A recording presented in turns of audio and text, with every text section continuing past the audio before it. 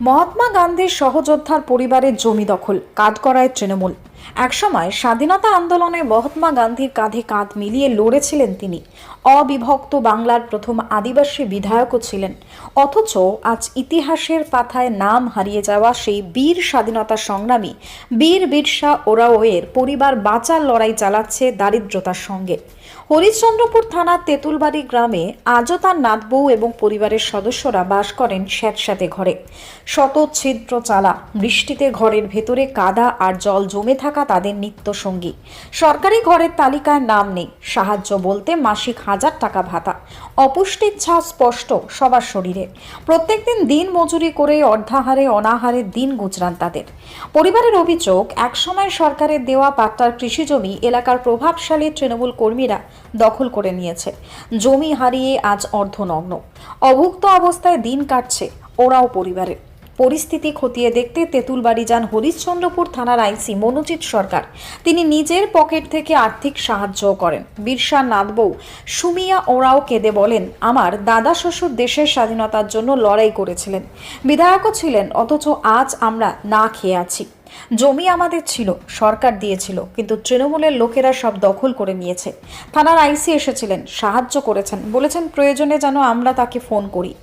স্বাধীনতার 8 দশক পরেও শহীদ পরিবার যদি এইভাবে দারিদ্রতার অন্ধকারে ডুবে থাকে, তবে প্রশ্ন উঠছে কাদের জন্য তবে স্বাধীনতার সংগ্রাম। মালদা থেকে বিশ্বজিৎ মণ্ডলের report, target Bangla news. MLA ছিল, তারপরে স্বাধীনতা সংগ্রামীও ছিল। টাকা পয়সা পান সরকারের কাছে কিছু? না, কিছু পাই না।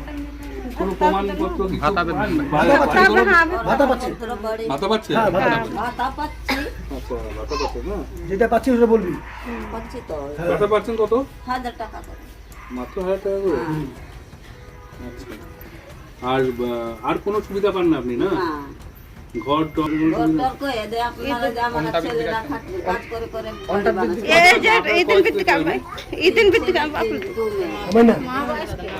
আপনার যদি কোনো অসুবিধা থাকে তাহলে আমি থানায় থাকি, আমি আইসি আছি, আমাকে গিয়ে বললে পরে হবে, ঠিক আছে? আমার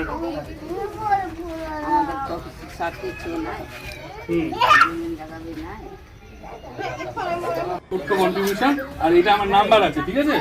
যদি আমার নাম্বার কোনো অসুবিধা হয় তাহলে আমাকে ফোন করবেন। আপনার কোনো সমস্যা হলে আমরা আসবো, ঠিক আছে? পুলিশ সবসময় খারাপ হয় না, ঠিক, ভালো থাকেন, ঠিক আছে? কি কি সমস্যা?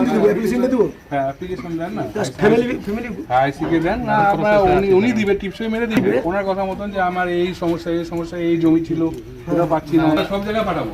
জানি না করতে পারবো কি পারবো না, কিন্তু চেষ্টা করবো, বলতে পারবো, ঠিক আছে? ঠিক আছে স্যার, কোথায় এসেছিলেন আজকে?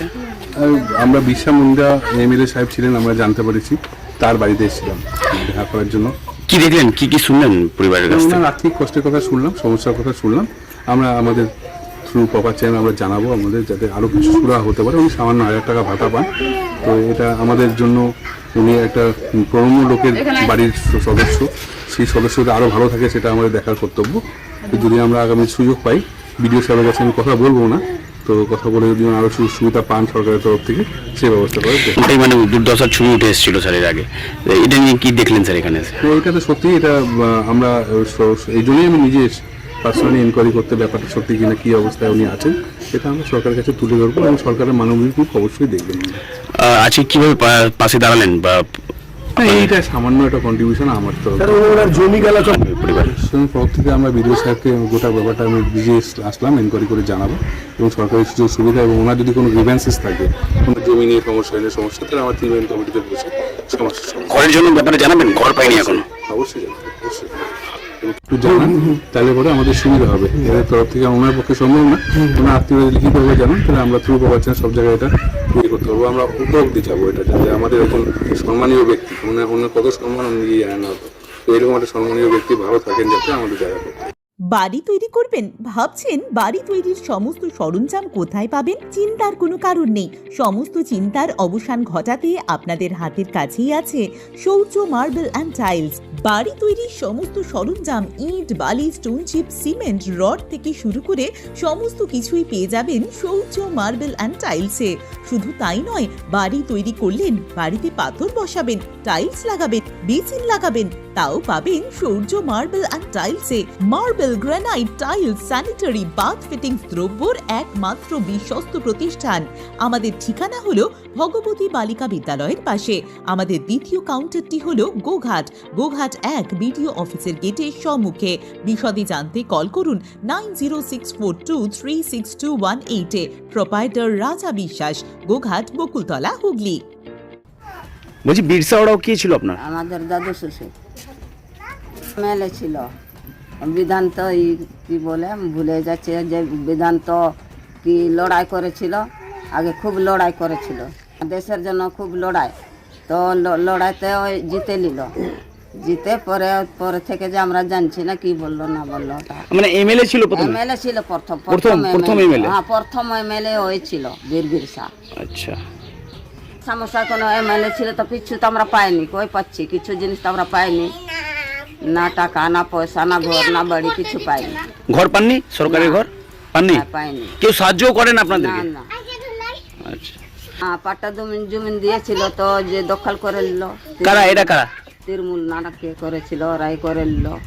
ও সরকার দিয়েছিল? হ্যাঁ, দিয়েছিল, আমাদের পাট্টা জমি ছিল এই ডাক বাংলা।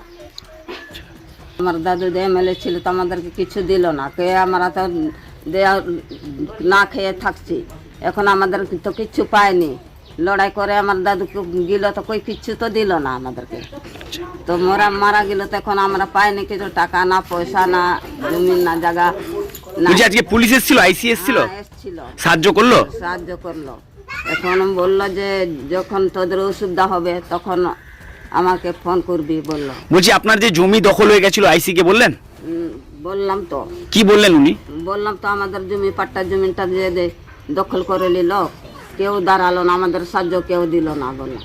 আচ্ছা, আমাদের এখনো জমিটা সরকার থেকে দিয়েছিল, পাট্টা জমি, সে জমিটা আমাকে ফিরিয়ে দাও, আমাদের এখন না খেয়ে আমাদের ঘর বাড়ি করে দে। আচ্ছা, কি নাম আপনার? আমার নাম সুমিয়া ওরাও। সুমিয়া ওরাও? হ্যাঁ, বিরসা ওরাও কি হয় আপনার? আমার দাদু শ্বশুর। বাড়ি কোথায়?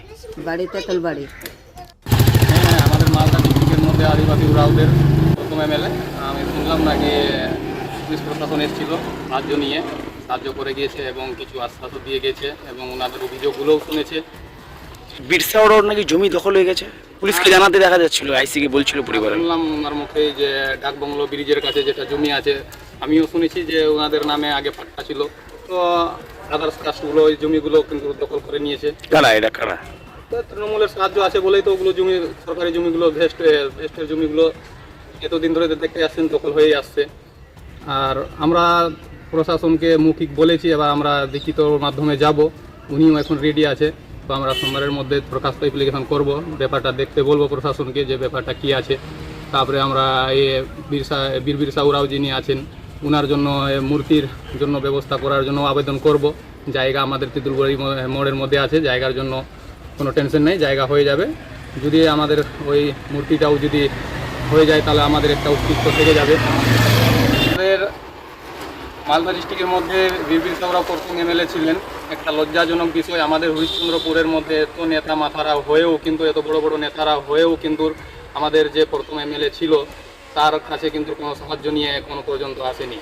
আমাদের পরিবার না খেয়ে মরে যাচ্ছে, মাত্র 1000 টাকা ভাতা পাচ্ছেন, আর বাড়ি ঘরের অবস্থা তো পুরো খারাপই, একদম পরিস্থিতি একদম। তারা তৃণমূলের সহযোগিতায় কিন্তু হয়, অনেক জমি কিন্তু আদিবাসীদের দখল হয়ে আছে। তো ইনারাই তুলামূল করতেই ব্যস্ত, তার কারণে কিন্তু ইনাদের কাছে কোনো সহযোগিতা পৌঁছাতে পারছে না বা দিচ্ছে না। আমার নাম হরতাল ওরাও, হরিশ্চন্দ্রপুর আদিবাসী ইউনিটের সভাপতি এবং গ্রাম পঞ্চায়েত সদস্যর স্বামী। শুনলাম এটা আমিও, তবে সত্যি এটা মানে দুঃখজনক ব্যাপার, কারণ সম্মানীয় এবং স্বর্গীয় বীর বিরসা ওরাও প্রথম এমএলএ ছিলেন আমাদের এখানে এবং অনেক লড়াই করেছেন, অনেক অবদান আছে ওনার মালদা জেলার প্রতি। তো প্রশাসনের তরফ থেকে আজকে পুলিশ গেছিলো, আমরাও ওটা খোঁজ খবর নিচ্ছি এবং আমরাও যাব, আজকেই যাব আমরা রাত্রে, এবং গিয়ে দেখব যে কোথায় কি অসুবিধা আছে। আর বিডিও সাহেবের কাছে আমরা অনুরোধ করব ওনার পরিবারকে একটা যদি কোনো ঘরের ব্যবস্থা করে দেওয়ার সুযোগ থাকে তো অবশ্যই যেন প্রশাসন অর্থাৎ বিডিও সাহেব যেন সেটা করে দেয়। পরিবারের লোকরা অভিযোগ করছে যে পাট্টা জমি দেওয়া হয়েছিল সরকারের তরফ থেকে, কিন্তু তৃণমূলেরই লোকজন সব দখল করে নিয়েছে, এমনটাই অভিযোগ করছে। কি কি কি বলবেন এই নিয়ে? আচ্ছা, এটা তো জানা নাই, তবে যদি সত্যিকারই ওদের পাট্টার জমি দেওয়া থাকে তাহলে পরে আমরা বেলারো সাহেবকে বলবো এবং বিডিও সাহেবকে বলবো সেই পাট্টার জমি কে বা কারা যারাই দখল করে থাকুক তাদের কাছ থেকে পুনরায় এই বীর বিরসা ওরার পরিবারকে যেন আবার যেন ফিরিয়ে দেওয়ার ব্যবস্থা করা হোক। আমরা এটা বিডিও সাহেব এবং বেলারো সাহেবকে আমরা এটা আর্জি জানাবো। আমরাও দেখবো যে এটাতে এই যে আপনি বলছেন যে দখল করে নিয়েছেন সে পাট্টাটা অন্য কেউ বা কারা, তো আমরাও এটা দেখবো এবং এটার আমরা শেষ দেখে ছাড়বো। এটা যদি অন্য দলের কেউ থাকে তাকেও ছাড়বো না, তৃণমূল দলের যদি কেউ থাকে তাকেও ছাড়বো না, অর্থাৎ বিরসা ওরা পরিবারকে যে পাট্টার জমি দেওয়া হয়েছিল তাদেরকে আমরা সেটা ফিরিয়ে দেওয়ার আপ্রাণ চেষ্টা করবো এবং দেবই। পরিবারের পাশে আমরা তৃণমূল কংগ্রেসের দলের পক্ষ থেকে আমরা সর্বরকমের আমরা হাত বাড়িয়ে দিব এবং সবসময় আমাদের পাশে থাকবো, এটা আপনাদেরকে বলছি। জিয়াউর রহমান, সভাপতি, হরিশ্চন্দ্রপুর ব্লক 1, তৃণমূল কংগ্রেস। কতুলপুরে সর্বপ্রথম এমআরআই পরিষেবা যুক্ত 110 বেডের মাল্টি স্পেশালিটি হসপিটাল হল মেডিকেয়ার জেনারেল হসপিটাল। স্বাস্থ্যসাথী মান্যতাপ্রাপ্ত এই হসপিটালে রয়েছে AC, non AC cabin, modern OT, ICCU, NICU, micro surgery, dialysis বিভাগ, ব্রেন ও spine surgery, cancer surgery, lift সহ নানান পরিষেবা। এছাড়াও রয়েছে সিটি স্ক্যান পরিষেবা যুক্ত নিজস্ব ডায়াগনস্টিক সেন্টার, ডক্টর চেম্বার্স, ওষুধের দোকান সহ 24 ঘন্টা অ্যাম্বুলেন্স পরিষেবা, 24 ঘন্টা অ্যাক্সিডেন্ট এমার্জেন্সি। রোগীর সুচিকিৎসা, সুপরিষেবা এবং সুস্বাস্থ্যই হল আমাদের মূল লক্ষ্য। ঠিকানা সরিষাদিঘি, কতুলপুর, বাঁকুড়া। যোগাযোগ নম্বর 9434216662 অথবা যোগাযোগ করুন 9732212924 এই নম্বরে।